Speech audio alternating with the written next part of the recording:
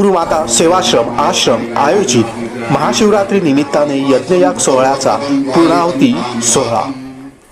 वं वं वं वायुवेगं नटजनहृदयं ब्रह्मसारं परं तं खं खं खं खड्गहस्तं त्रिभुवनविलयं भास्वरं भीमरूपं चं चं चं चलित्वा चलचलितं भूमिचक्रं यमं मं मं मं मं मायुरूपं प्रणमत सततं भैरवं क्षेत्रपालं स्वाहाय नमः स्वाहा श्रीकाल भैरवाय नमः स्वाहा। यज्ञयाग सोहळ्याच्या सोबतच मान्यवरांपैकी संतांचे पूजन ही जी आपली प्राचीन परंपरा आहे त्याप्रमाणे करण्यात आले। बरोबर कोणी करू नका। संत पूजन झाल्यानंतर यज्ञशाळेमध्ये चाकणकर मालक पूर्णाहुती केली जाईल यज्ञाची। आणि हिंदू प्राचीन सनातन परंपरेतलं संतांचं महत्व त्याचबरोबर कन्यापूजनाचं महत्वही या प्रसंगी बाबांनी पूर्णपणे विशद केलेच। गुरुमाता सेवाश्रम सर्व संचालक मंडळ व उत्सव समितीच्या सदस्यामार्फत पूर्णाहुती देण्यात आली।